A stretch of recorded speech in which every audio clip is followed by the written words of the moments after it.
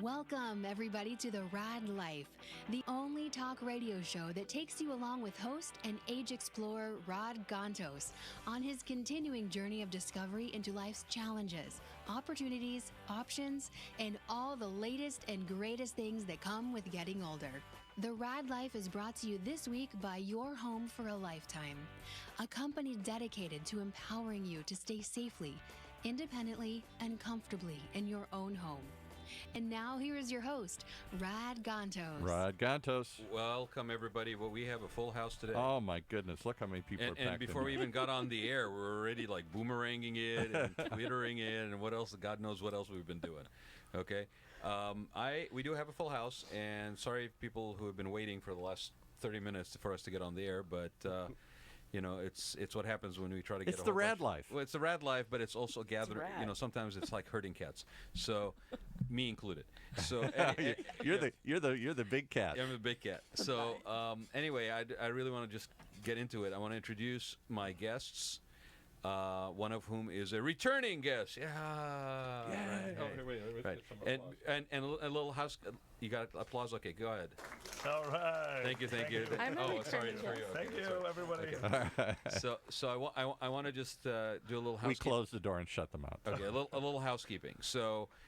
If you're listening to us on octalkradio.net, you're clicking the listen live button. You can also see us on OC Talk Radio's YouTube station and Facebook page, as well as the Rad Life Facebook page. And if you are watching us right here, Monica. Say hello, Monica. Hi. And then Rashad over here we're all in the camera. I was a guest before. Yes, you were. So I'm sorry. Can we get another round of applause for another attorney? More applause. Open the door over there. I believe in affirmations. Okay. They haven't stopped applauding out there. They're still applauding. Okay. Okay. And then we got a guy that I've been trying to get into the show for so long, and he has finally showed up. So I don't know. Do you have any other sound effects that we can? No. Oh God, he does. I've been playing hard to get. Okay, then. Actually, he's more like drop the mic type. So, I don't know that one. Look for that. Okay, so Rashad here, who is also my partner in crime on the... was that for partner in crime? Yeah. Partner in crime on the Arab American Civic Council, an organization out of Anaheim, and we'll talk a little bit about that. And then the first round of applause went to Tarik Rishek, who is basically a friend from high school. He was a guest last week, and I enjoyed our time so much that I said, come on back. Thank you, everybody. Great to be back. And thanks, everybody, who listened and gave us good feedback. Thank you. Last week also when Tarik was here. So... primarily, I wanted to talk about a few things. We want to talk about, we touched on it a little bit last week, the DACA issue with the Dreamers, but also more so like a larger picture is things that are changing in that relation to how we deal with refugees, immigrants. This is very much part of our life. I don't think you can put your head in the sand and ignore it anymore. It's everywhere around us. We have always had refugees. We've always had legal aliens. We've always had people that have sought citizenship and moving to the United States. And California is a big draw for a lot of people, right? I thought our exchange though before the show was perfect. I said, speaking for all of my friends back in the Midwest, we don't want any of those stinking refugees anymore here. And you said... I said... Go ahead. You said, well... No, I want to know if you heard me. Go ahead. Said, well, then we should stop starting wars all over the world. We should stop starting wars, right. Peace, right? Stop using gas. That was like... And Paul immediately went into his Woodstock routine after that, right? So, but no, seriously, I mean, it's... That's really what it's all about in a nutshell. It's a consequence of our engagement or other engagements that we maybe are part of, unrest in different parts of the world, and that's always been the case in the United States. We had in California, in specifically Orange County, with the boat lift from Vietnam, right, and then we had Cambodians, right, and so the largest concentration of Vietnamese, I think, outside of Vietnam is in Orange County, right? World Relief that we work with, they actually brought 75,000 refugees in the last 35 years. But can I speak for all my white, old, aging Midwesterners out there? You keep speaking for them. First of all, no, but if you do, we're shipping you back to the Midwest. You just leave the keys to the station. And the point is that, for example, in Minneapolis, where I was born, they similarly, the churches brought a huge Somali population back there. Right, and Italians and the Irish. Right. before. But came. look at how integrating that group into the community hasn't been as successful. They're so starkly different than everyone else, and not just the way they look, but religion and everything else. And now Minneapolis has the highest group of people leaving the country to go join ISIS. I'll tell you something, Paul. It just struck me. Yeah. There's a little bit of white privilege going on over there. Well, yeah, right. There's a little bit of white privilege going on from Paul's side. I'm speaking, unfortunately, for the group I don't want to be allied with, but that I was born into and that voted for Donald Trump. Yeah. Go ahead, if I may interrupt, actually, there's no better place in the world for refugees than the United States. And the refugees that do come to this country assimilate more than any other country. Correct. Maybe except for the Canadians, but the Canadians. But then they're Canadians. But the Canadians actually encourage people to be different. Oh, Monica's in the looking at me. U.S., You're not Canadian. Really, and I completely agree with you, but me. I'm telling you that my friends and family back in the Midwest would violently disagree with you. They say that in Detroit has the largest Chaldean population, that refugees from Iraq. Minneapolis has the largest Somali population. Orange County has the largest Vietnamese population. And in none of those areas, there's still a large group of people that say, I'm not so sure that we should have brought them over in mass. To put in perspective, I mean, I'm comparing it to the rest of the world. Right. The rest of the world doesn't no want any place refugee. is better for assimilation than the United States. And the CEO of Microsoft is Indian. Yeah. I mean, I think we're like confusing like causation with correlation. You know, I think sometimes, yes, refugees come here, but the fact that youth are disenfranchised, aren't being integrated, might have more to do with white supremacy, with being socially excluded, with their religion not respected. Right. And so then they don't have a place to call home or to belong.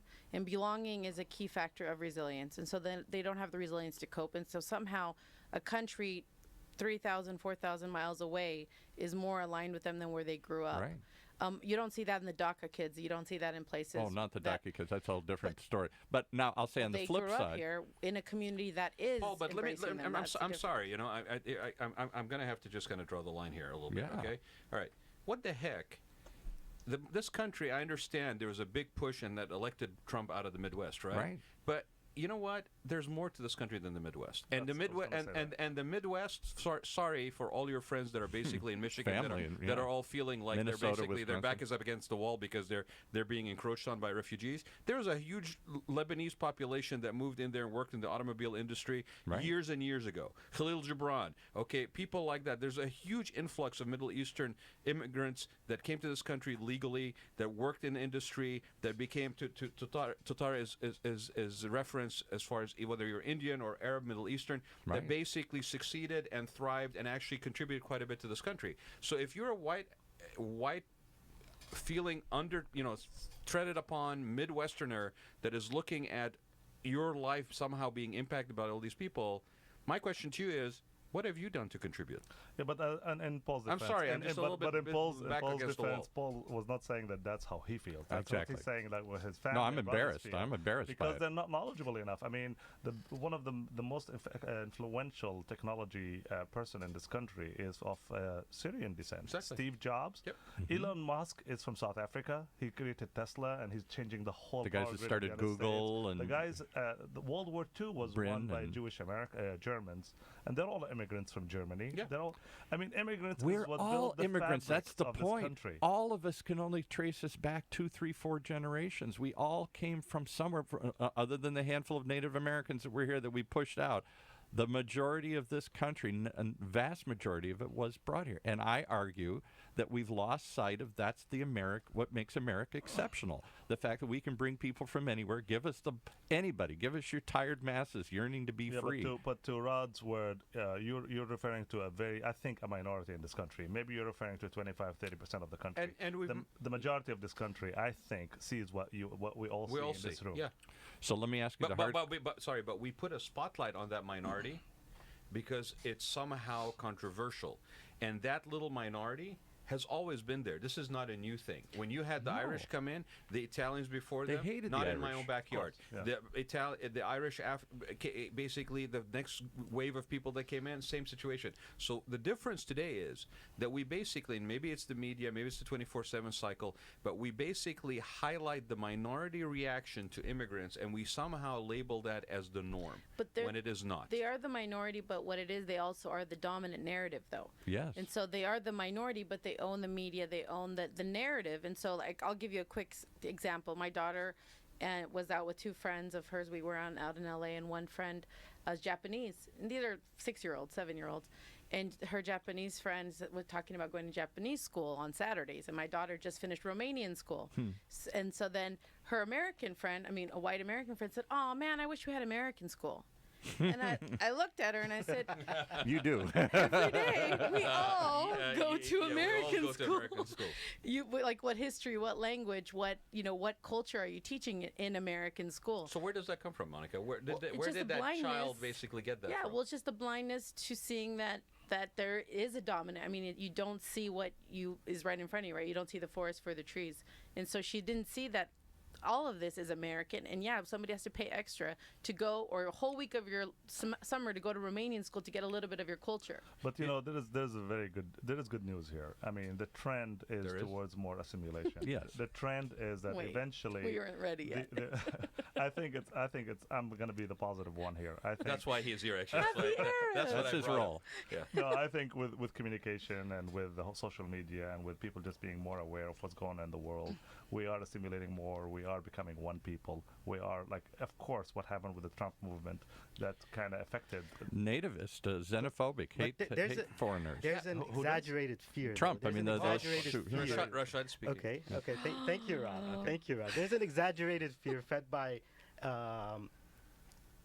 mainstream media, Fox News, right-wing news that is Islamophobic, that is xenophobic, anti-Arab, anti-refugee. And the reality is most refugees from the Middle East that are coming here are handpicked. Like we're far away. Super selected, we are far away. 2 years of processing. No, we're far away from the Middle East. We're not getting an influx of refugees the way the neighboring countries where are. Lebanon, Turkey, Jordan. And that's an excellent point. Even Europe. Europe. But here in America, we're getting few refugees, and they're handpicked, and there's a 2-year process of a background check to qualify. Why vetting, is that story not told? Now, I'll tell you just anecdotal evidence. Rad did a show on that. I didn't realize. I think I'm more educated and informed than most people are in my community, or right in the general That wasn't an argument. Midwestern community. Okay, right. I shared that with some of my friends. I shared that with hosts that came in here who are successful. I'm sorry to say white successful business people, and they generally fear the influx of this migrants, this story that you saw in Europe where they're flooding across from Turkey and swimming across and coming in hordes, the image pictured. And I said, one, they can't do that here. You can't just walk into this country. And two, what you've just said, that to be granted refugee status, you go through a very, very already highly vetted thing. I'll tell you what. None of them knew that. I'll tell you None of them knew Paul, that. I'll tell you what we've lost focus of in this country. Sorry, Rashad. We've lost focus in this country isn't about that we're all immigrants, okay? What we've lost focus in this country is, and this is really the threat, is that united we stand, divided we fall. Well, and when we are self-imposing the division, we will fall.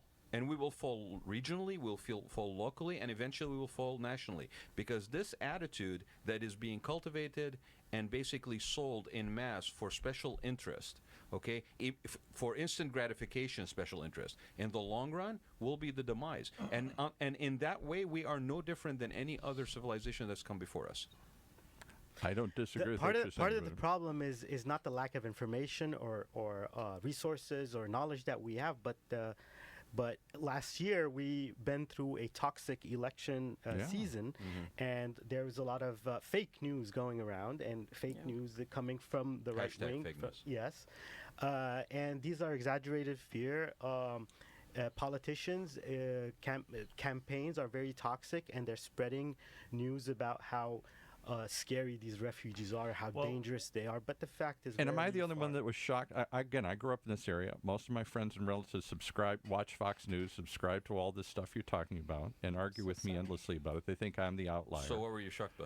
I was shocked at the depth of the fear that Trump was able to stoke. The Republican Party was shocked by the fear. They kept thinking he's a joke and he'll never last. Okay. And he tapped into something that the Republican Party didn't see, the Democratic Party didn't see, and I didn't see the depth and breadth of that fear. There's a big problem here with the media and what media covers and what doesn't cover. Are you guys aware that there was 2 mass murders last week? Did anyone hear about that on the news? No. There was about 7 people killed, and then the next day another 8 people were killed. Where? Somewhere, I don't know, look it up. Just last week. Somewhere Nobody here knows. in the United States? In the United States. Okay. Have we heard a word No. about it?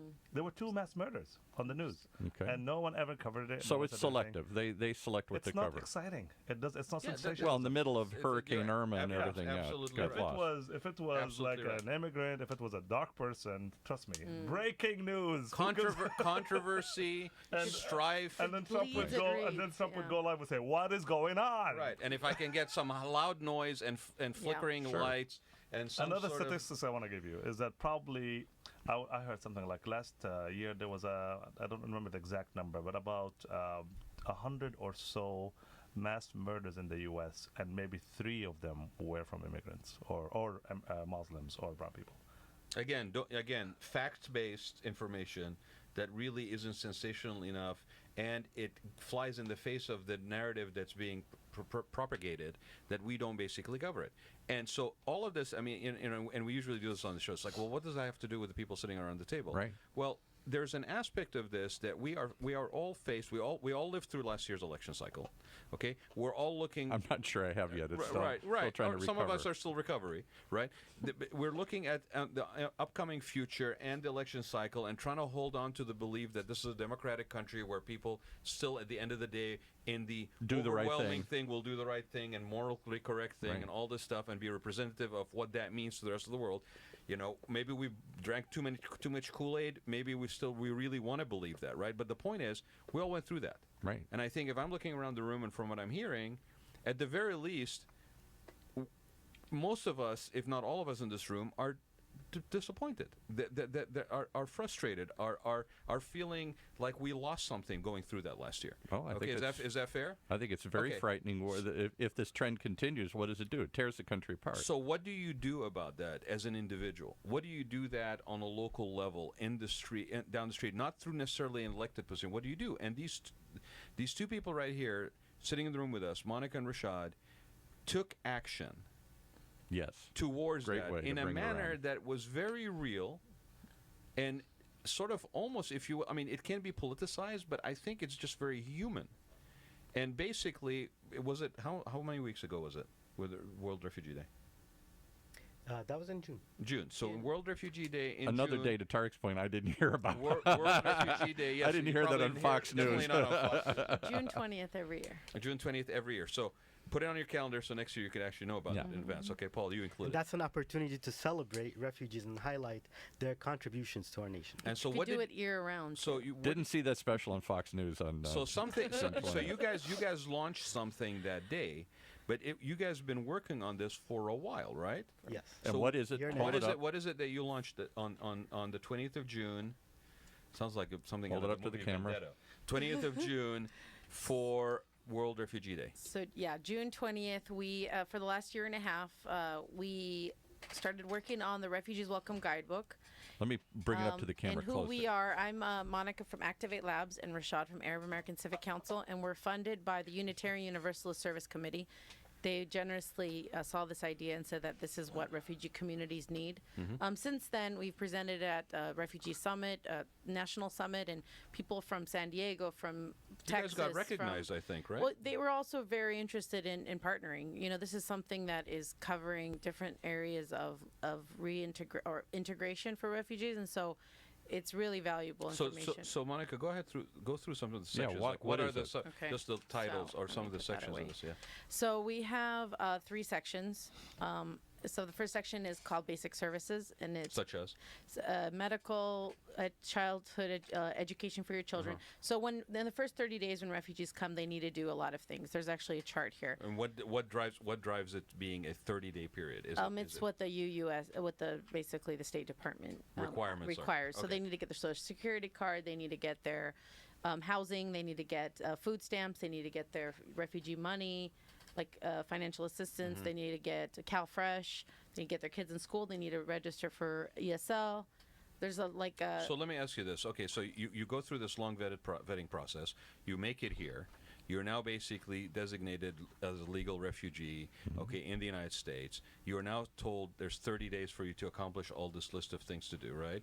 Assuming that you speak even the language. Well, so what Right. you don't do it alone. I mean, I would say So is there? hopefully That you was don't. my question. Yeah. Is there assistance Yeah. from the State Department for you to do this? So here's a 30-day chart. It's on the second page, of course. And so the basically, the case manager. So they all come. So what happens every month or every quarter? Different refugee resettlement agents. There's 9 in the country.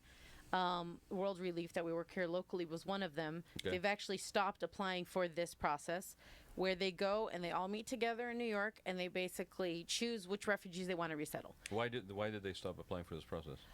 The money, because they have a diversified income, and they're about, I think 19 World Relief offices had to close because there's just the travel ban. Really, there's a limited number of refugees, and so So demand and supply basically. Trump's travel ban. Trump cut the number of refugees annually to About 50. So now it's about 10,000 that are going to come this So year. that I reduced the think, number of centers yes. that are quote unquote needed. Yeah, well, I mean, you had 80,000 Right. with Obama. Now you have. Obama increased it from 80 to 100,000, and Yeah. then Trump cut it in half.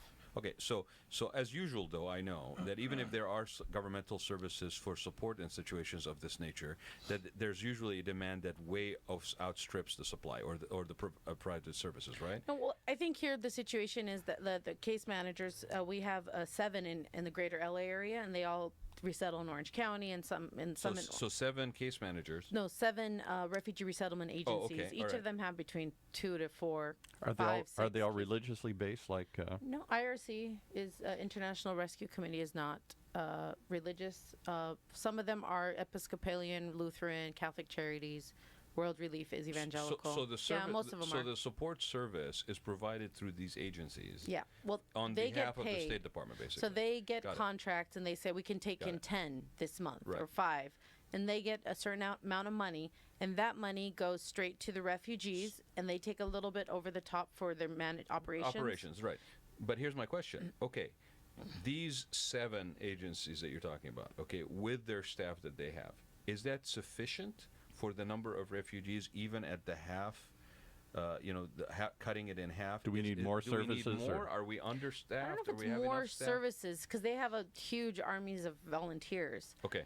What we're talking about is either scale or depth, and so integration in a new country. There's a lot of work, trauma work, a lot of tutoring for children, soccer. There's a lot of other things that help people integrate. It's not just There's emotional, there's Yeah. psychological, there's language. And the case managers are only working with them for 30 days. After that, they're done. So after those 30 days, You're on your You're own. on your own. you're on your own. So Wow. I would just honestly, I've worked with refugees personally, like helping resettle, and God bless, I will never criticize a case manager in my life. Right. It's one of the hardest jobs in the world because people often don't flee poverty, they flee war, and so they have higher standards of living than we even have here, some of them. But after the 30 days, there's still help that they can get through service providers Yeah. and religious institutions, social So service. what prompted the need for this guidebook? Because I noticed also on the front cover that it's specifically to the Los Angeles area, right? Yeah. We'll come back around to that. But what prompted this particular tool, or the need for this particular tool? Any minutes? Okay. I think, so the original prompting is when we first came to the United States. I came as a refugee from Romania. My family, I have 11 brothers and sisters. When and was this, Monica? In 1981. Okay, And when I was, not that long the ago. fall of Ceausescu. Ceausescu was 7 years, like 8 years later, and we had no idea, how that would happen, or, that's. And you came in as refugees. We came as refugees. My parents were religious activists and pastors, and Yeah. they were incarcerated and suffered a lot for having a faith in Romania. And then also they were political dissenters, which went hand in hand there. And oddly enough, probably this is under the Reagan administration, the godfather of the New Right movement here, who at one time welcomed refugees from communist countries. Yeah. So it was very politicized. But we If were. you're from a here- communist country, welcome. The Jimmy Carter Family Reunification Act, 1978 Family Reunification Act was the policy that actually opened up refugee resettlement. Okay, so you get. So we came here and we had, our neighbors, mostly white Americans, they welcomed us in, and it was There's one black family, which is kind of rare for Garden Grove, but they are there and they're still there. But one family gave us a list of my parents, a list of different resources. So one had the post office and maybe some congregations and a thrift store and a grocery store. And for my parents, that was one of their most precious gifts. It was this list of resources Tools that they were given, yeah. Right, so they were able to help out, with the 11 kids, and it was just, you don't know the language. And did your parents speak English or just No. Romanian? Yeah, no. I mean, they Romanian. They spoke Russian. They spoke French. We spoke a lot of languages, just not English. Right. So there was a language They're barrier. very intelligent people. Just yeah. not.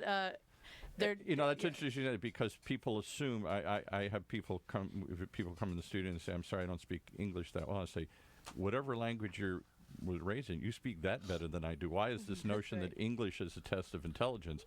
You speak 5 other languages, you just don't happen to speak Right, but English. it's the language of communication, the kind of language In this to get, country, to get yeah. around. Right. So that is you had a kinda personal impetus for this. Yeah. experience with something like this that benefited your family. But let's say like 25, 30 years later, do we still need this? So just talking to refugee resettlement Good question. agencies, we talked to World Relief, we talked to a lot of case managers, and what we found is, like, for example, this 30-day thing, it was just a checklist that case managers have.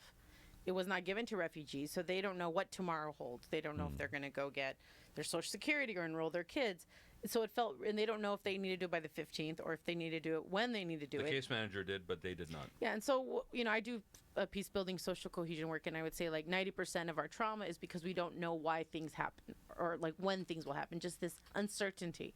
And so this was kind of the goal, was if we can help people with uncertainty, then I think they're pretty resilient. I mean, I've never met people more resilient that were in war 2 years ago and now they're in Southern California with, palm trees. Yeah. Like that's a big And can I resilient emphasize that point? We've talked a little, I know it always comes back to certain things in my life in this show, but I use it as an anecdote.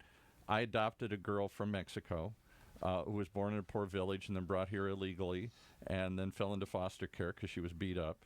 And suddenly she didn't speak the language. She's in a foreign country and she's in foster care. And she bounced around for several years. And we adopted her when she was 11. That's awesome. And she's been my daughter ever since. She's 25 now here. And one of the things she struggles with is uncertainty. She still can't picture tomorrow very well. She has trouble remembering an appointment 3 weeks from now or that I have to be someplace. You can't trust because it. she lived with There's uncertainty her whole life. Well, Exactly. and She was, in a sense, a refugee. There's an interesting thing that just occurred to me. Not is by that choice. That's why we have a calendar in the back. Well, so what occurred to me Yeah. that was just interesting is that there's a misunderstanding, I think, a misnomer, for some reason, okay? And maybe it's a little elitist, to be honest, right? Is that we just assume that all these people that are coming. I mean, I'm listening to Monica. She's like 11 kids, okay? Yeah. Moving to a country, granted level of intelligence, involvement, religious commitment, all this stuff, with no language, okay? And there's a sense on Or this knowledge, side yeah. on this side of saying, yeah, they're just, they're happy to be here. They're, Right. They're blessed and lucky and all Lucky this to stuff, be and here. they know that. But there's also a lot of this trauma and stress that comes along with it, and somewhere along the way, we I think dehumanize refugees or people Very that are much so. literally airdropped and dropped into areas that they have no way of getting around. That was my daughter. I mean, she was I mean, that's the she same was a experience. refugee. She didn't want to be a refugee. She was brought here illegally because her grandmother was raising her died. So she was shipped to a relative she'd never met, and suddenly she was uprooted from one life and brought here. And for the next multiple years, bounced around between different houses and beat up and stuff. And that created a trauma in her that to this day she still has to deal with. And it has to do with that uncertainty. And again, yeah, you could say, wow, she was adopted by a family and she's lucky and What all do you this got to great thing. complain about? What do you got to complain about? Let's be clear. Nobody wants to be a refugee. Nobody wants to be a refugee. I mean, it's not like Exactly. I can't wait to be a refugee one day. Yay! My ambition is to be a I refugee know, I and get can't to the wait. United States. Exactly. You No. guys talked about last week, very touching, I thought, about your parents' journey out of Palestine and being Right. Palestinian refugees and the Obviously, difficult. I mean, who wants to go to another country and be minority and not speak the language, unsure about his future, Right. and, anything? I mean, that uncertainty, and that's Be subject to being deported. But I gotta you just can't- say, I'm so proud of you guys. I mean, for what you've done. Thank you. You should really be like, everyone should be like salute to you guys for what you did. You know, because you took action. You didn't just talk about the problem. You did something. Yeah, 250. Is this available? I see it's got Arab writing in the front. Is it available to Romanians? Is it available to other languages? Well, let me before we go there, because it's an interesting development that's come out of this that I am aware of. For these guys they've shared with me. But okay, so that was the original impetus, right? Yeah. How do you go about basically getting something like this funded? Because I mean, it took you, how long did you guys work on this? Year and a half. A year and a half. Yeah, it's a year and a half of commitment and with volunteers. How does it get funded? You go to our website and you No. But you got. What is the website? You brought it up now here. It's is it on the Refugees Welcome Guidebook, or are we going through the Arab American Civic Council?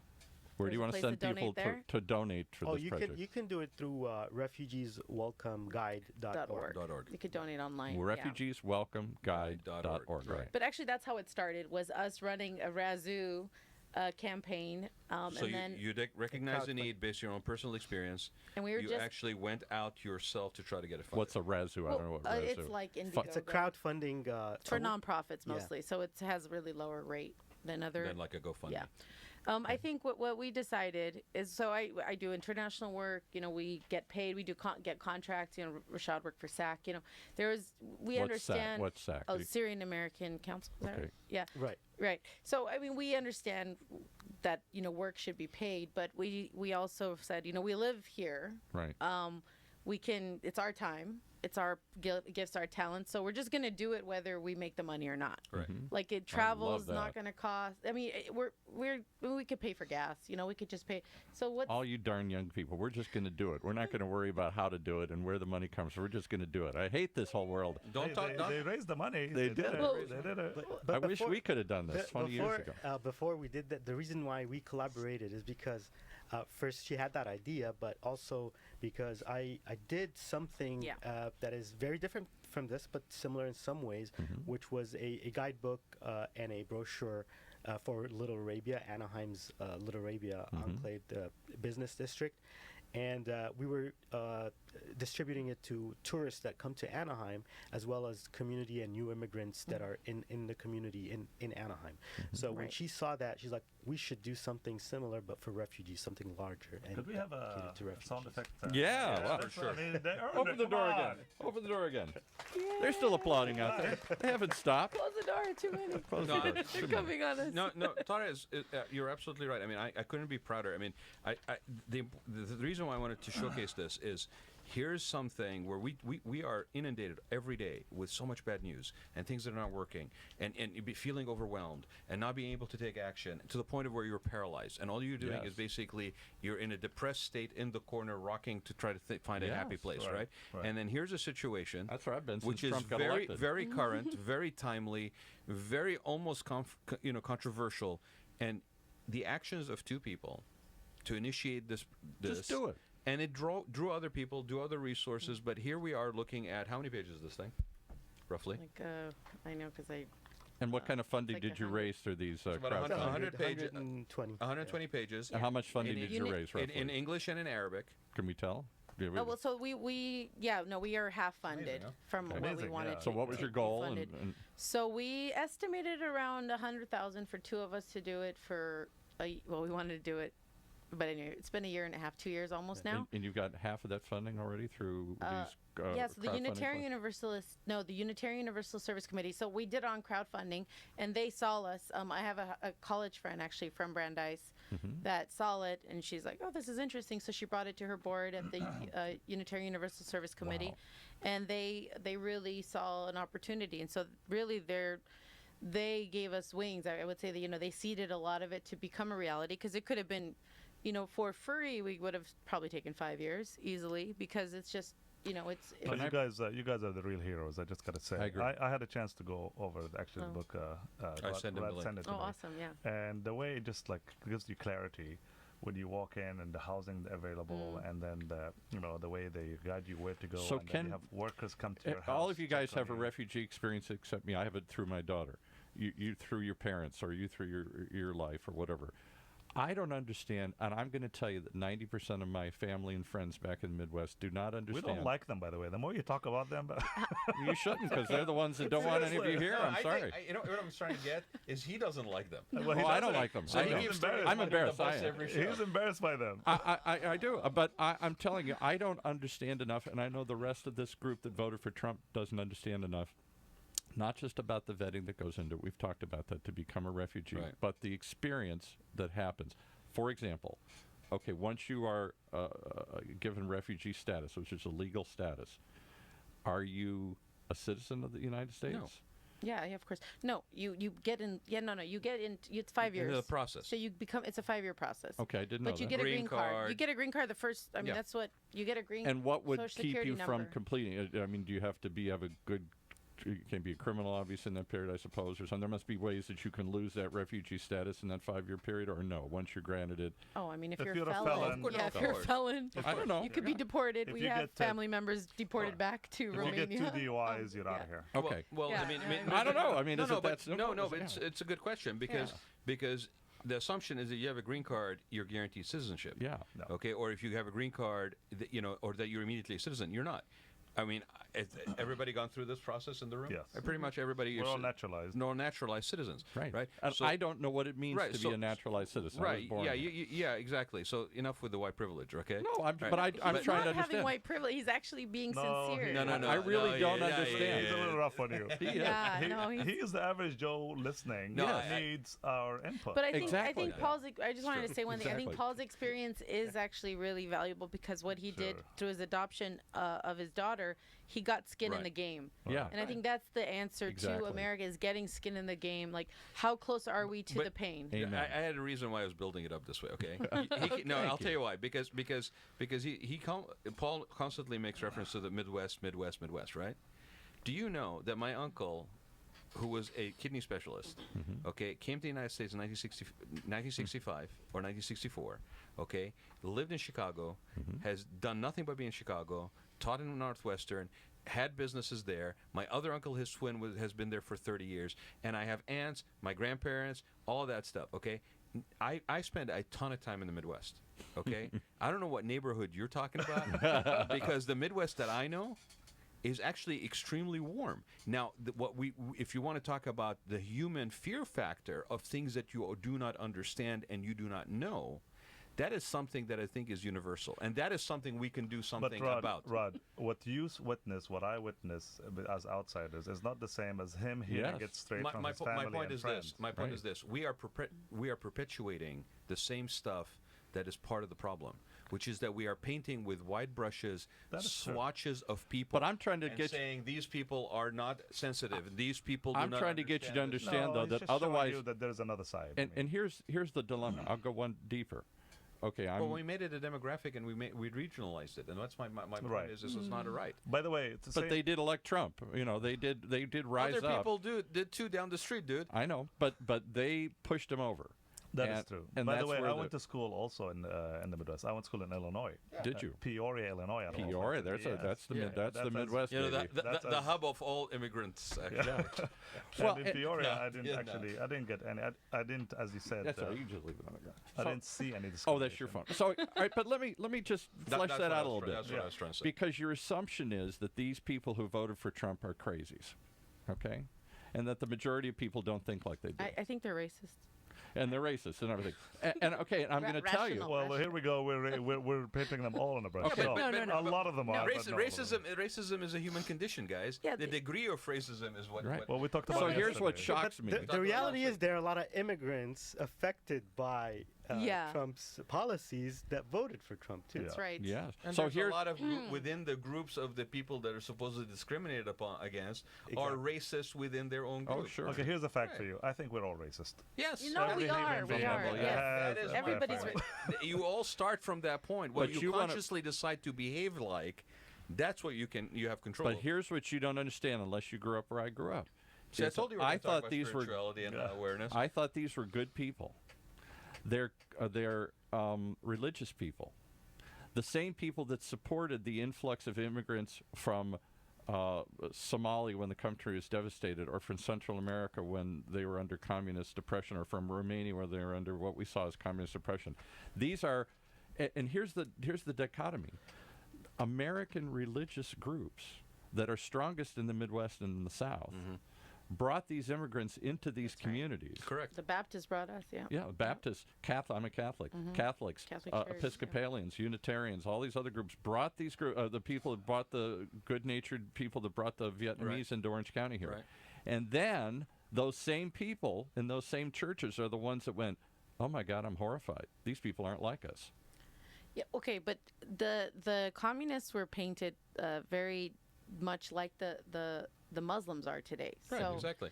Good, very good We point. weren't communists, we were anti-communists. Yes, so right. then we were the good people. You were the good people. But if Muslims are fleeing Muslim countries, There's Hey, the, hey, now it got right, complicated. exactly right. Did we Exactly. forget about the How'd you get away? anti-Castro Cubans? Yes. And that within those boatloads of people that were anti-Castro were also people that were both good and bad? Because he stuffed a bunch of criminals No, in the boats. but on it the way wasn't out, just yeah. that. Human beings come in all shapes and colors. Everybody wants freedom I know. and liberty. Right. and So that's we've why gone people come hot and here. cold on this refugee issue. When we feel that they're freedom-loving people like us fleeing oppression, we welcome them. But when they show up and don't have the same color skin or the same religion or the same language, we fear them. And this has been an American characteristic since the beginning. Well, as we said earlier, the media kind of contributes to that. When when So we I'm like shocked at the breaking number Well, the of Cold good War. people that I grew up with that I thought that are I grew up in an affluent area, affluent suburbs, that are Okay, therefore. now he is using white privilege. No. Well, you know, because these are the people that are supposed to know better. See, These aren't I told just. you. And I also my other side of my family is all dumb factory workers. To you know? rub it in. So they're What's the, wrong with factory workers? Come on. well, that's why they're portrayed back there. These are the people that are. He's that- discriminating within his own family. exactly. oh yeah, no, but I'm He's got just. dumb factory workers on one There's side the and dumb white factory workers suburban and there's elitists the on other. suburban elitists. That's the two groups I came up from in the Midwest here. You know, he is right. You are right. He's sort of the poster child, isn't he? Is he? Oh, yeah? So I'm telling you that I'm shocked at the Turn number that camera on him. of these people who have now suddenly turned into. Maybe they always had some fears, but they've turned into this ugly American that elected Trump. I'm shocked. Yeah, but And I'm you all think positive. this is just going to go away, and I'm I telling do. you it's deeper than you think it is. Okay, so but Deeper than I but thought it was. and I did say we're going to mention this, right? Yeah. Okay, Okay. we're going to mention this. I said the lay of the land in the United States, and it's not because of the change of demographics and ethnicities and all that stuff. That is part of it, right? Right. But I think in this midst of all this chaos, in the midst of this backlash against, from a position of fear and maybe the election of a very controversial into it. figure that's very polarizing, right? That all in that, and that's maybe my chaos theory side, okay, or my contrarian side. I think it's healthy because too. because if we go, do you agree? 100%. Okay, because if we go through this, okay, and this is two people that are not necessarily themselves refugees or immigrants, but have a linkage to that one generation back. Okay, Right. This is healthy for this country. Naturalized Americans. You came here from somewhere But else, even right? before, we're bringing that baggage with us. We all bring our baggage with us, right? So I think this is good, and I think we're going to see it personally here in Orange County. Okay, we have a demographic that is changing, where political party superiority, if you will, or dominance is dwindling.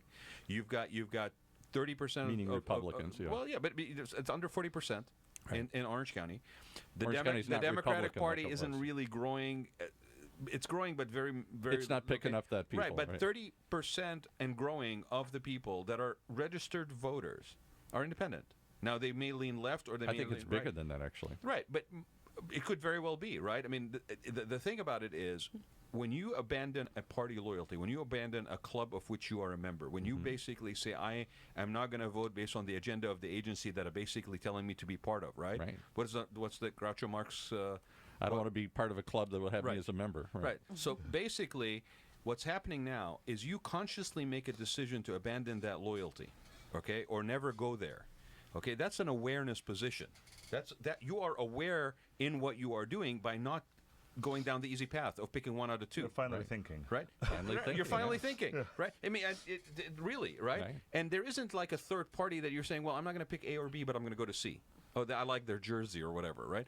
So here's what I think is going to happen. I think we are going to move more and more towards issue-based voting. That's your theory. And issue-based voter engagement. Things like refugees. Things like locally affecting, like we talk about so the we'll toll have road. ad hoc groups that some will I'll support you in this one, but I'll support another group on another one. We won't follow a party line. Which is fascinating, right? Because in order for you to be a voter Issue that by is, issue that we'll is decide. engaged like that, right?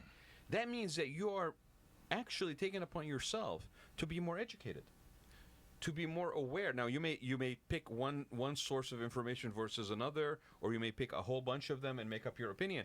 But what's happening is, to Tarek's point, is you are finally thinking and engaging at that level. And that is a good thing. And that is the promise and the potential of America, that what unites us, I say this over and over again, is not the color of our skin or the religion or the tribe or the country we come from or the language we speak. All those things that unite people in other parts of the world. What unites us is supposed to be an idea. And the idea is threefold: freedom, equality, and opportunity. You agree on those three things, you're part of the club. Right. You're an American. Right. And that is that's the country was founded on. I don't know if they quite realized how many people would come to take advantage and join that club around the world. I don't know if the founding fathers really thought it would be anything but a white Christian nation. I would say how many people would come and celebrate that, not come and take advantage. Not advantage. Join the club. We draw people from around the world. Yeah, but I think we also mentioned that briefly before the interview here. Is that there's a core principle, and I'm going to get into lobbying and everything. Go ahead. I think there is the root of all evil. Lobbying. Lobbying. Yeah. Money. Lobbying. And let's be clear. What does lobbying define? Lobbying. Let's define lobbying, right? Okay, it's lobbying in other countries around the world. Yeah, people are seeing you waving on that. Okay. Lobbying around the world is considered bribery. Yes. I mean, lobbying is legalized bribery. In other countries, most countries in the world, I don't know if I'm connected. Yeah, you are. Most countries in the world, that's considered a crime and you go to jail. Unfortunately, our system is built on it. Whether it's the gun lobby, whether it's the tobacco lobby, whether it's like the meat lobby, the dairy lobby, whatever it is really the major problem in this country, which destroys everything. Where basically what I want to do as a representative is what's good for my money source and not what's good for my constituents. Exactly. I don't know if you guys noticed, but most representatives around the country get 90% of their funding from special interests and not from their constituents. So whatever you care about or whatever you care or I care, it's not important to them. And that was the point I was trying to make Rod offline. Right, you're being advertised to and you're being marketed to. Okay, so Rod's point that he wants to always get into is this: Orange County is changing, the demographics changing, 30, 40, 50% of the people are not identifying with a party, and how that's going to impact things. And I arguing with Tarik saying that may not change a whole lot in the short run because the representatives we have aren't listening to us; they're listening to special But interests. again, it depends on how you define your time span, your movie, right? Is it a snapshot or is it a reel? Before we continue on this, Monica has got to leave, so say goodbye, Monica. Bye, everyone. It was awesome. I want to come back. And how do people get hold of you? You can go to my website, activatelabs.org, and email me from there. Let's take a commercial. We'll let everybody bug out, and we'll be left. Are with you it. leaving? Yeah, I'm sorry. Okay, so we're losing two people, but I appreciate you guys being here. Thank you. It was awesome. Super. Absolutely. Okay. Thank you so much, guys. And you guys are both, I mean, the door's open. You guys are both welcome anytime. Let's run a commercial. Okay. And we'll let everybody flee. We'll let you be refugees and flee. Okay. Ouch. Imagine what it would feel like to lose everything: your job, your home, your family, your dignity. This has happened to thousands of the men, women, veterans, and young adults we serve at Working Wardrobes. What do we do to help? We provide career development services, life skills workshops, job skills training. We provide the perfect interview outfit, and we get clients placed in jobs. Call Working Wardrobes, 714-210-2460. Donate, volunteer, invest, hire. When it comes to pioneers in their respective industries, we all know the Apples, Starbucks, and Trader Joe's of the world. In the realm of recruiting, Decision Toolbox is the industry's best-kept secret, with 90% of their business from referrals and repeat customers. For over 20 years, Decision Toolbox's U.S.-based team of recruiters, sourcers, professional writers, quality personnel, and tech support has perfected a Six Sigma approach to talent management. No matter the size of the project, Decision Toolbox delivers incredible results. A cost per hire less than half of what contingency firms charge. with the winning candidate presented in an average of 14 days, all with a 12-month candidate warranty. With results like that, Decision Toolbox won't be a secret for long. Visit us at www.dtoolbox.com for more information. All right, like the refugees situation, they fled our studio here, left us alone. So you know what? I need you to stick out your hand. That was a bad joke. Wait, did you go to Catholic school? I did. Okay, where's your ruler? Stick out your hand. I'm gonna smack you. Do you have a sound effect? I'm gonna do it right here. Okay, snack. Okay, Paul, stop acting in your white privileged self and basically attacking refugees. People leave a room and you call it fleeing. Okay, Yeah, well, we're talking about refugees. I just thought that was kind of, Yes, I know it's comic relief, but this is serious stuff. This is stuff Very that serious. you can basically listen to a biased one way or the other, whether your bias of choice is MSNBC or CNN or Fox News or whatever. I've always believed Or OC Talk Radio. OC Talk Radio. No, OC Talk Radio is not biased. We're we're belligerent, but we're not biased. But I like that. we're belligerent. Belligerent, Yes. not biased. Yes, there's screaming talk radio, and then there's belligerent talk radio. Okay? Which is mean. Yeah, we got to take it up to the next notch because it's all about sensationalism. But but truthfully, okay, if you want to exercise, as far as I understand it, as a person who sought to be here, okay, because of what the promise of America is, if you choose to exercise your right and responsibility as a citizen in the United States or as a green card holder seeking citizenship, the number one thing that you can do as a favor to this country is to educate yourself. And educate others around you. And open your mind to opposing opinions, because that is the only way that you test your resolve in your position, as well as basically increase your knowledge base about other people's positions. Without that, you are in a bubble. We all fall victim to this on occasion. We all get lazy. We all get too tired. We have too many things that basically draw on our time. Kids, family, I got to drop people off. I got to basically make it there on time. Today, in today's world and in today's United States, we are so inundated with information that the one tool, the one skill set to develop is the ability to filter through it. But keep yourself open, okay? The minute we stop talking to each other, the minute we stop looking at each other as humans equal with opinions that should be regarded, is when we start basically down that demising path of like every other civilization that has fallen. Okay, you owe it to this country to exercise that brain and think and educate yourself. This refugee book, which stemmed from an idea, stemming from a personal experience, Monica, who was in the show, okay, is 115, 120 pages of hope. And by the way, this whole project is not simply a guidebook that will be handed out only, because it's part of a larger campaign. It's part of a larger campaign that. So what else do you have planned for this? Refugees Welcome campaign. So part of it is to educate our communities, is to go to congregations, talk to them about refugees, give refugees the voice. So on several occasions, we would take some of the families that came here as refugees to go and to share their own experiences. Congregations share their experiences, and also we've done several Refugees Welcome dinners where we hosted. Yes, and you know what? We should give a shout out to our buddy at the Olive Tree. Yeah, Alan.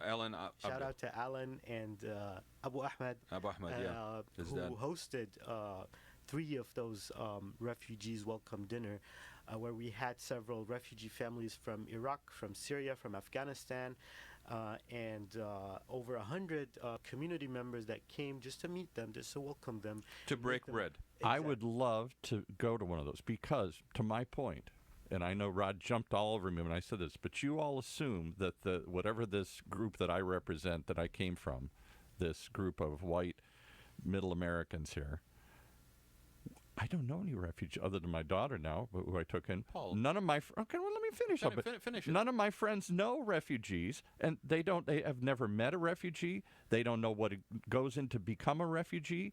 They don't know it takes 2 years to get it vetted. They don't know the process of what happens to become green card. They don't know anybody that's ever held a green card. 99% of the people I'm talking about. But here's the funny thing about they were refugees 3 or 4 generations ago. Here's the hilariousness about what you're saying. What? I'll tell you what the hilariousness is, okay?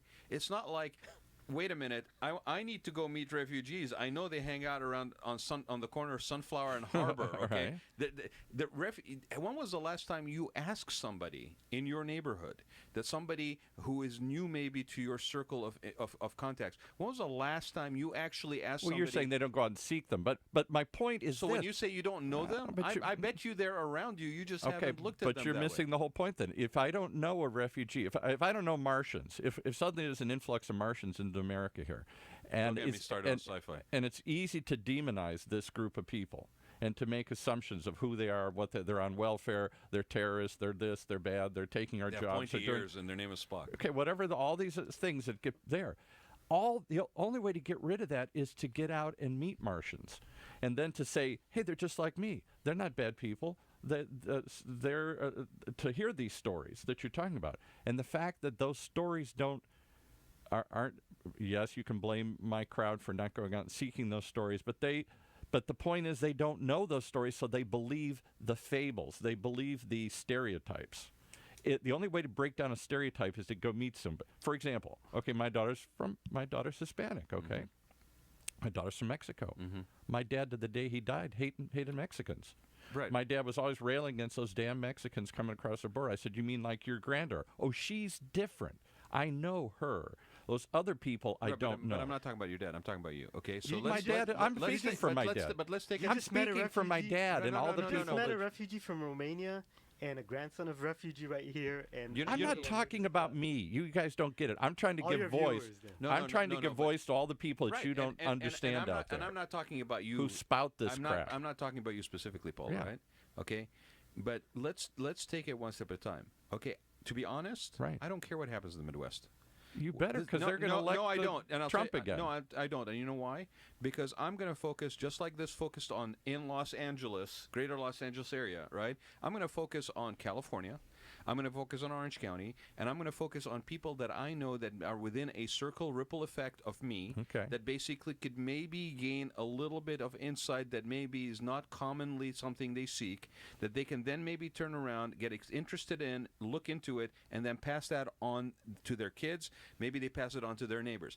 That is the ambition that I have, to basically change the mind of a whole group of people that I don't know other than they are white and them in the Midwest, is something. And this is what I was talking about with this. Okay, we get inundated, we get depressed, we get overwhelmed, and feel like it's such a mountain. Okay, like Sisyphus, we're going to try to push this stone up the hill, right? And it's going to roll on us every single time, right? Take action in your immediate surroundings. Take action in that person that's on the bus with you. Talk to the person that you're waiting at the train station for, the person that delivers your mail. I'm not even going to talk about Syrians or refugees. I mean, Rashad has more than one minority refugee experience in his culture. What's the background? So my father's family is from Palestine. Yeah. So they left forcefully in 1948. Right. My mom's side of the family are Armenian, who survived the genocide and then moved to Lebanon. And then my mom survived the war. Left Lebanon because of the civil war that started in Lebanon. We got to get you talking more into the mic there. I was born in Saudi Arabia and moved here for school. And here's a guy that if you wanted to just look at the blanket, oh my God, tick that box, tick that box, tick that box. He must be radicalized. Yeah, he's so radicalized. He worked on putting out a refugee book that helps other human beings here. Okay, and he's naturalized citizen. But don't you see the power in what the power isn't just the book, what you guys are talking about, where even within the Arab American community, you're saying meet refugees, because you may not know who they are and what they're going through and what their story is. Imagine you take that out to the greater community, the community as a whole, meet a refugee. But that's not, the majority of people that are coming. The majority of people that come to these events are not Arab or Arab. Okay, so whatever you're doing, I applaud that. Push that. Meet a refugee. Take a refugee to lunch. Adopt a kid from another country. Do all these things that will then give you sensitivity to, so that you're not just spouting this stupid stereotypical stuff. I'm curious, Paul. This is genuinely curiosity, right? With the fact that you adopted somebody, your daughter, who happened to originate from Mexico, right? Okay. how much in your family dynamic do you have interaction with people that are Latino? None. Other than, through her now I do because my son-in-law and everything else. But is it just your son-in-law's family? Yeah.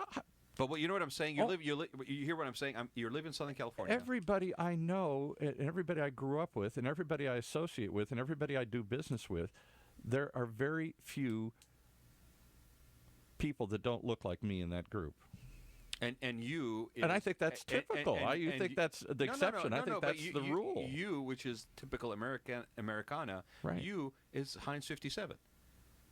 Well, Heinz 57, European Heinz 57, not global right. Heinz 57. So what I'm saying is, can you tell the difference between a Greek and Italian? Can you tell the difference between a Sicilian from Italy that has Middle Eastern blood in them? If to some groups that are fighting, that have been fighting that fight, yes, they can tell instantly. Just as I go to Ireland, they can tell the Protestants from the Catholics, and I can't tell one from the other. But they can. But I think that's really what's fearful. That's they can. I think that's that inability to tell. Okay? Because if somebody's wearing a hijab, okay, easy. Right. Okay? If somebody's wearing not a hijab, is blonde, has nice features, curvaceous, and I know I'm being sexist. Right. And basically wearing jeans, right? And you don't know what heels. religion they right. are. You don't know. So that is the basis of the fear. It's the unknown, okay? It's the I don't know if the person sitting next to me is from us or them. Well, but if there is no us and them, if we see us all as us, which is what we're supposed to be, right. And if we have greater, ever since I came to California, I've met more ethnicities than I ever imagined in my life. Where I grew up in the Midwest, there were, especially in those days, it was all right.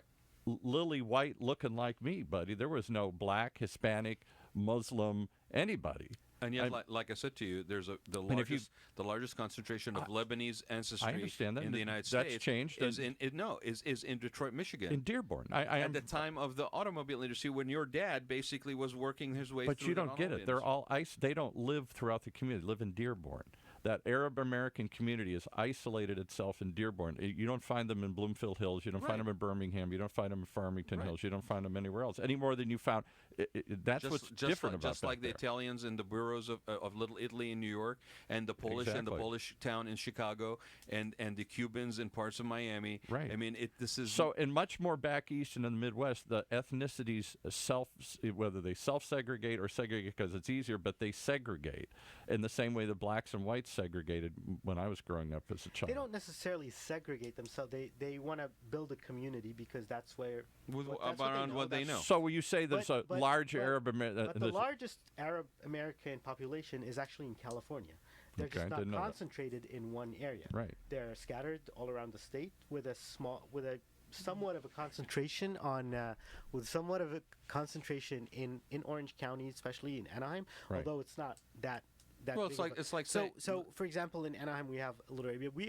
My part of what I like to do is to invite people there. You just said that we should do more of those dinners to meet refugees.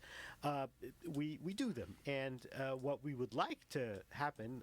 Imagine if Fox News one day comes and says we want to broadcast your refugees welcome without commentary, without negative commentary. You had a city council member. We would reach a lot of people. You had a city council member, right? Come and visit. Yes. Just like this week. Yes. Yeah. Yes. Last week, a city council member visited the entire stopped by Little Arabia. in Little Arabia. Yeah. And we even at those dinners, we had a lot of folks, a lot of influential people that came and met with the refugees. So why don't we do some shows here through this medium and say, call it, just as silly as that sounds, meet a refugee.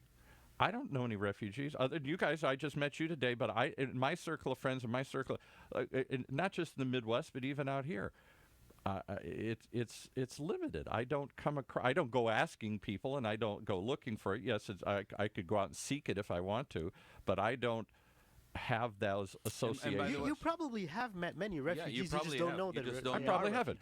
And because what I found appealing about Southern California in general is that it's all intermixed. So yes, there are people on my neighborhood I know from other countries. I guess I don't know how they came or what their story is. The guy next door from me that's Polish. I don't know if he came here as a refugee or if he just immigrated here. But like for the Tarik past said, few years, Garden Grove mayor was a refugee. Yeah, but like you're right. But like Tarik said, nobody wakes up and says, "I want to be a refugee." But So you don't if get you- it. In the rest of the country, you really don't get this. I don't think you do. In the rest of the country, they fear refugees. They voted for Trump based on that, and they're not. That's not just going to go away. It's not just the bad narrative on Fox and everything. It tapped into something real deep and fearful. They're different. They're going to take something from us. They're going to bring bad things, whether they're Mexican refugees or Hispanic or Muslim refugees or whatever. This story has permeated American history. This isn't new. This acceptance of refugees, and we bring them here and we welcome them here. The Italians picking on the Polish. Exactly. The pre-Italians picking on the Italians. Exactly. Yeah. And so somehow we've got to break down those stereotypes of what a refugee is, because we're all refugees. So what does it tell you when this has been as much part of the American experience as the Statue of Liberty? It has. It's been the ugly flip side of it. So the irony is, right, the Statue of Liberty sits in what harbor? New York Harbor. Okay. What is the harbor? What is the city that basically is indicative in stories of coming to America and whatever of basically having that discrimination? New York.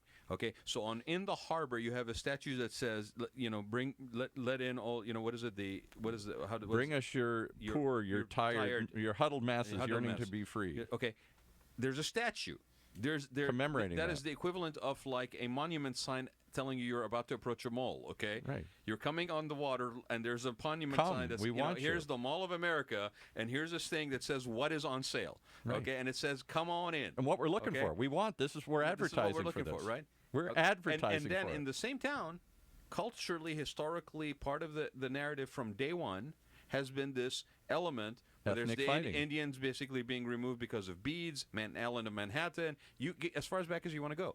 So what is it that we can do other than feel overwhelmed and that we are just swimming in this current that can never stop? Take action on a local level, right, in a manner that is manageable, in a goal that is attainable. And build on that. I never forgot one word I read. On the flip side of this, as you guys talked about last week, and as others have talked about, we as a country have taken more refugees, I got to believe, than the rest of the whole world combined. I mean, we've formed a country out of refugees, from religious refugees, starting back at the Pilgrims and everybody else, and ethnic refugees. And on one hand, that's part of what's made America exceptional and great. We've found a way to bring people together from around the world and get them to live together. Okay, and to break down these ethnic and religious and tribal barriers that exist everywhere else. When Gandhi was fighting when the Indian subcontinent broke away and was granted independence, was it going to be a Hindu nation like India, or was it going to be a Muslim nation? And it quickly turned into civil war, and that's what ended up becoming Pakistan and India, that split into two parts. And the fight that still continues to this day between those two visions. And Gandhi said, the only way to solve this is for every Hindu family to adopt a Muslim orphan, and every Muslim family to adopt a Hindu, and then you will finally start to understand who they are and integrate into the world. Ask anybody. Part of this is a different topic, but part of the reason why it's split up, not only Pakistan and India, but also Bangladesh, is the colonial power. The Interference. British, their interference and their strategy of divide and conquer. Well, clearly, it's that's only always in the been a subcontinent, but also all over the Middle East. Supposedly, Churchill said that right, as long as we keep them divided, they'll never unite. But here's the parallel I was going to run. See, all those countries that we talk about, okay, had they been left to their own devices, okay, it would have either gone through a major bloodbath, and out of that would have come some sort of semblance of, I'm too tired to be fighting you, so for a period of time we're going to be at peace, right? It may last, it may not. Okay, there's a factor here that is the human condition. The human condition can be very noble and can be very vicious. Okay. Yes. You get to make that conscious among decision the same on which person. way every day you can. Yeah, absolutely, right. So to consider that one entity is always good and one entity is always bad is the beginning of the problem. Okay, you're painting it in a completely wrong way that what the reality is. Because you're seeing each other as others. We're not the same. We're different. But that's and then to Rashad, the minute we focus on the differences and not the similarities. Right. United we stand, divided we fall. Right. Apply that to as a county, as a city, as people sitting in this room, as a country, or even as a human race. Okay, that is the truth. It'll always pan out to be the truth. Okay, you have this interference that we're talking about. And it's easy for us to sit here in our ivory towers and talk about the interference that happened under colonial powers, like it's like this, Ancient history. You might as well say King Arthur. I mean, Right. I don't. Do people understand that King Arthur is not colonial powers? Do even they have that sensitivity? Well, I saw that in Camelot. No, it's those people. Okay, that interference, that foreign interference into people, into other countries. Okay. For whatever you want to call it, national security, which is what we refer to it today. Right. Okay, when it's national security, how many friggin' kilometers or miles away? Okay, national security.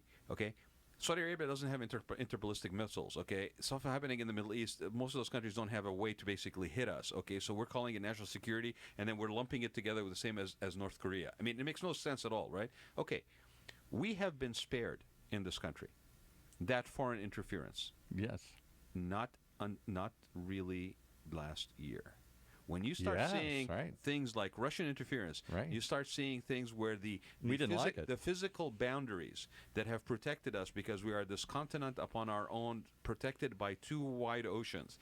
When now the information superhighway and the connectability of the planet has eliminated the moat upon which we basically have depended, right? We are now potentially at the same risk as those other entities that either we interfered with or colonial powers interfered with, right? And that is what we have to basically be aware of, because that narrative that you're listening to coming through Fox or coming through an international, I mean, I've coming through my own friends and family. Yeah, but that where they're absorbing that from may not be a pure source, may not even be an American source. And there's no way for you to know. So to walk around with blinders on, absorbing 10-minute sound bites, you are absolutely doing yourself a disservice. I guess the point you guys don't get is I'm so horrified and embarrassed at the people I know who I thought were religious people, good people, intelligent people, educated people, who suddenly turned into this mob of fearful, frightened of all the others, not just Muslim others, Mexican others, Chinese others, all these others, and fell into this so easily, this narrative that was either spun by the Russians to tear us apart, or spun by racists, or spun by right-wing media, or whatever. The fact is, they bought it, hook, line, and sinker. It hit something in their soul that I didn't know was still there. But what I'm saying is, you are not a victim if you bought it. Part of you had something to do with absorbing that. You stepped up to that bar and you ordered that drink, or you basically, it was given to you free and you drank it. Okay. But so imagine how you feel if I walked in with personal accountability is part of this equation, right? But I grew up with these Trump people. Brought some ugly things to. I mean, I've lived here for close to 20 years, and the first time I've ever seen someone directly trying to discriminate was a few months ago, when someone stopped me in the street and told me to go back to Mexico. I've never been to Mexico. Yeah, right, because you have the little darker skin. And he said, no habla español. Oh, and then yesterday there were graffiti in Little Arabia on Brookhurst Street, anti-Muslim, anti-Arab graffiti. But the funny thing is that even within our own immigrant families, you'll have those Trump supporters. Yeah, and that's even stranger to me. I don't even know. Absolutely. But their reasoning is a little bit of is a little different, but similar in other ways, because they are tired of a corrupt system. They view the Washington as a corrupt system, and they bought into Trump's narrative that he is the anti-establishment. So the irony is that those people who voted for Trump or who are supporting Trump because of that anti-establishment, drain the swamp position, are right there lockstep with your friends in the Midwest. Yes. And my friends in the Midwest don't realize that he said he was going to help the factory workers, he was going to help the average Joe, and clearly what he's trying to do is help the rich, his own class, his own group of people where he feels most comfortable. Trump's never met a refugee. Trump doesn't know anybody from... He's met... Well, his father was a refugee from Germany. He may have not met refugees, but he's met immigrants. He's married them. Two of his wives were... That's true. Okay, so again, I want to remind people, okay? Take a minute and think for yourself. Do you have a problem with legal immigrants? I think many... legal immigrants. I think there are many people that do. They wouldn't have admitted it, but I think that Would you I don't, but okay. they do. As strongly as you feel about illegal immigrant and voice it, would you voice as strongly a disregard or to legal immigrants? Yes, and I'll tell you why. Because it's the question I asked that nobody ever Legal asked. immigrants, Yes, not refugees. totally legal. I get it. Okay, why? Because legal immigrants means changing the face of America from being a white European Christian country into something else. When the legal immigrants from France, Germany, Italy, Ireland, it's great, no problem. Legal immigrants from Asia, from Africa, from the Middle East, we're only going to do it in a limited bunch. And since the 60s, this legal immigration system only came about in the 60s. Before that, if you could get here, you were an American, right? I generally call what you just said, what you described as illegal immigrants, as undocumented. Right, but I don't want to. I'm trying to put the spotlight on the real fact is they don't want changed, different people. Last November, when I went to Standing Rock, and in North Dakota, and met tribal elders, tribes that I've never talked or met before, and now in my view, they need to give European Americans an amnesty program. Yes, we took the country. Right. This country wasn't empty when Native we came over. Americans need to give an amnesty program to white European. Yeah. So I'm hearing a little sarcasm and facetiousness. I saw there's a famous shirt of showing Geronimo and all these people, and they say, been fighting illegal immigration for 200 years. Yeah, right. But here's my point. Okay, the reason why I'm trying to differentiate this in this last statement is because most people don't break it down like that. We use labels like immigrant when we may be meaning illegal immigrant, not necessarily illegal. Hold on a second, Okay. Paul. Hold on a second. Okay, it's like where you have people that are maybe total supporters of Israel, that paint everybody in the Middle East with the same brush. Okay, I'm a Christian, okay, Palestinian, that lived on the coastline of the Mediterranean, okay? I don't have the same background and similarities with someone who maybe is of a different faith, from a different area of the Middle East. So to paint everybody in that brush, because it's easier. It's easier to put everybody in that little box. I don't have to exercise my mental acuity to basically think beyond that simplicity, right? The same thing applies with immigrants. Okay, the same thing applies with refugees. Nobody wakes up. Okay, nobody wakes up and says, "Hey, I think I'll be a refugee today." But the backlash group that Trump represents, I think, my opinion, they're saying they want to just stop illegal immigration. I think they want to stop all immigration. I really do. I think they want to restrict it. They want to put up walls. They want to put quotas on it. They want to cut it in half. They want to shrink it down because here's the question, and I ask this. It's never going to happen, by the way. Can America still be America if it's not majority white, if it's not majority Christian? Yes. I say yes. Most of my friends would make a funny face and go, "Well, we never thought of that. It can't be true." So it's a majority white Christian nation. So then everybody in that group that supported Trump that doesn't happen to be Christian, and we talked about people that were even Middle Eastern. There's some. Wait, hold on. What do you mean some? The majority of Trump's followers did you look are at the people Did I you look at the described. stage where he basically had a whole a all whole white, rainbow old coalition of colors because it was what needed to be shown in the visuals? Yeah, but you look at the crowd; it's 99% white guys. But here's the thing, okay? What's the birth rate with white Americans? Tiny. Okay.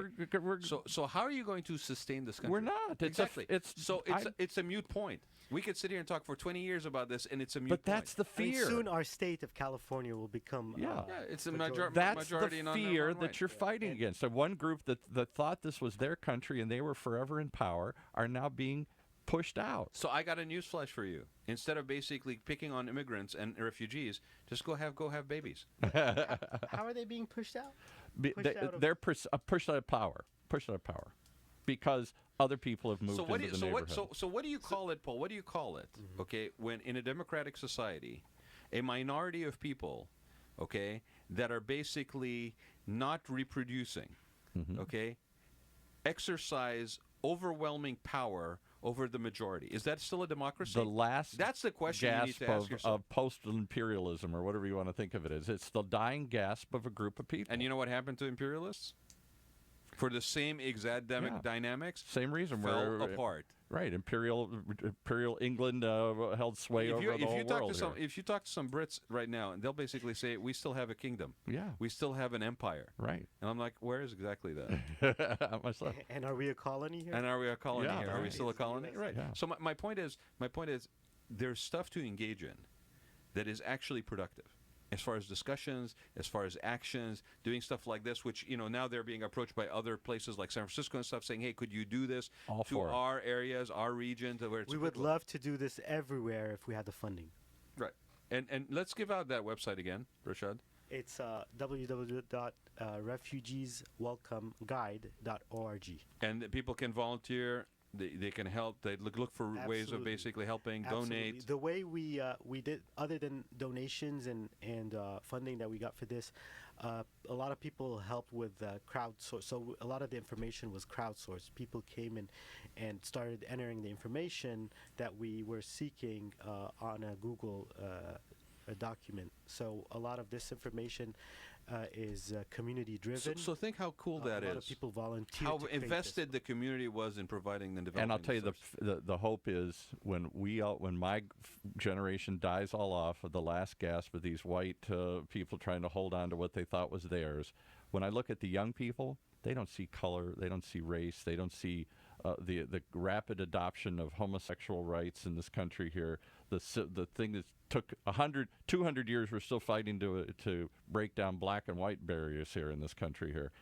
The barriers among younger people are breaking down faster than I've ever seen in my lifetime.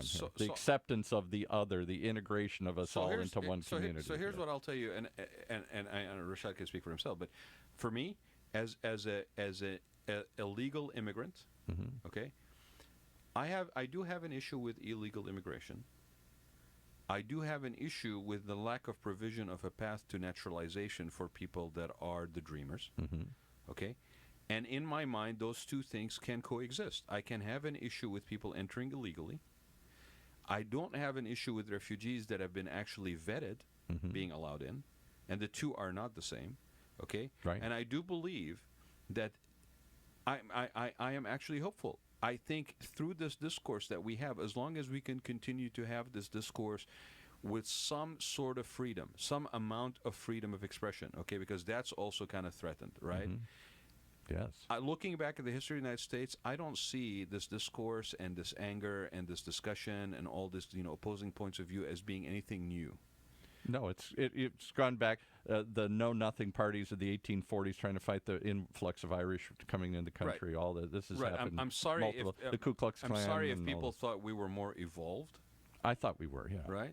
But there's a factor called the human condition, and that is DNA and has nothing to do with awareness and revolution. I thought we were more evolved, but I guess we're going to have to fight these same fights over and over again. I will just end in saying, do you agree with that, Rashad? I mean, I thought we were more evolved too, but then Trump got elected. So. Yeah, I think that's what shocked a lot of us. Yeah. I mean, again, as an independent, I will tell you, okay, there's enough blame to lay on all sides of this.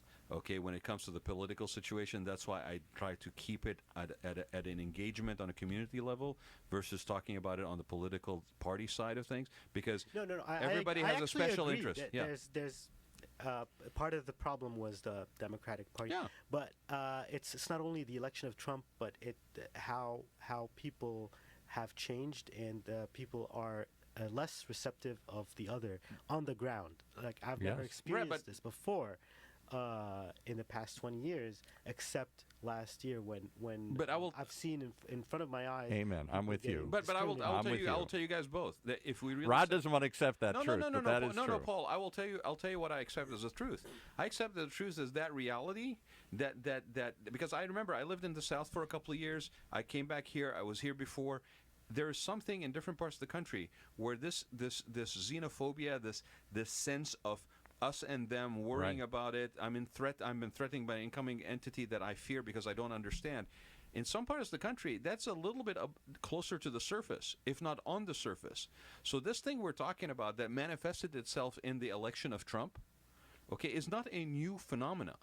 This is something that is always. But we in didn't one know it degree was or the other still. gonna We be didn't there. know it was as big and deep as it still. We thought it had gotten smaller. Yeah, because we believed didn't- our own. Our own. We drank our No own. one Kool-Aid. imagined that we would have KKK rallies at No, this again. age, but None of my lifetime.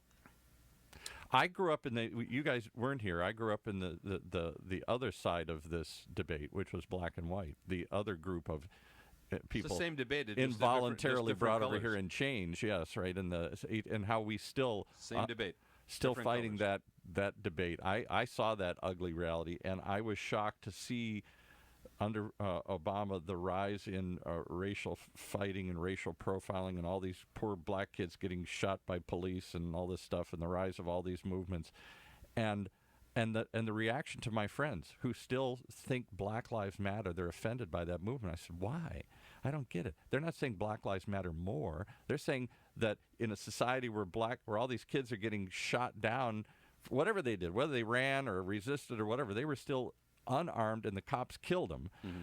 I didn't think I'd live to ever see that again. And this rise of this black-white tension again here that I thought had not gone away but had subsided greatly, certainly from when I was a kid. And now it's rising back up again, and now we've got all these other fear of all these others. Minority of the country because of lack of birth rate. Sorry, simple human I got physics, it. right? Lack of birth rate is the white minority that Shrinking. is trying to hold on to dear life like a hanging man. You got in it. the death throes, right? Last kicks of being hung. Right. Okay, and not hung in the right way, in a good way. Okay. right. Basically, the only way that power is going to continue to be consolidated will end up being a form of an apartheid government. Yes. And that is not going to happen because you have way too big a country.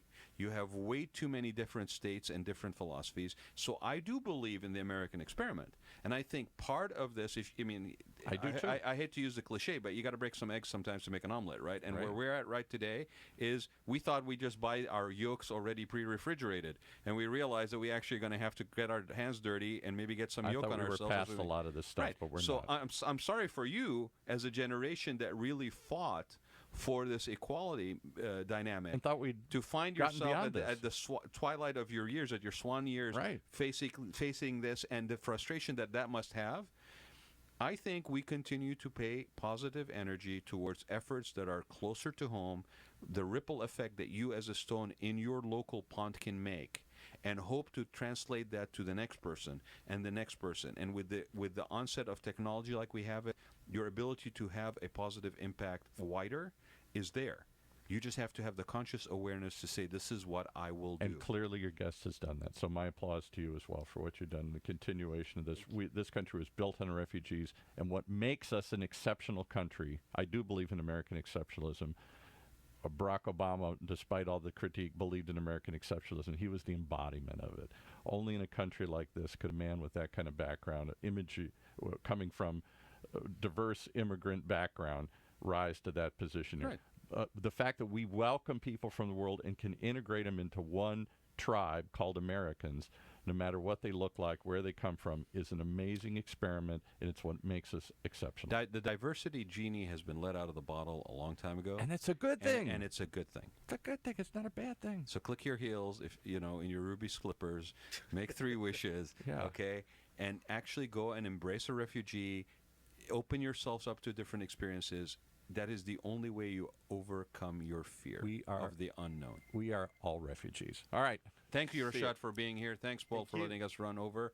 And I want to thank Monica and Tarik for being on the show earlier. Join us, everybody, next week on Wednesday on the Rad Life. It's never a dull moment. That's for sure. Oh, let's get the music up here. That's where I'm supposed to cue the music here. I got so carried away. You have been listening to the Rad Life Radio Show with your host and age explorer, Rad Gantos, brought to you on the one and only OCTalkRadio.net.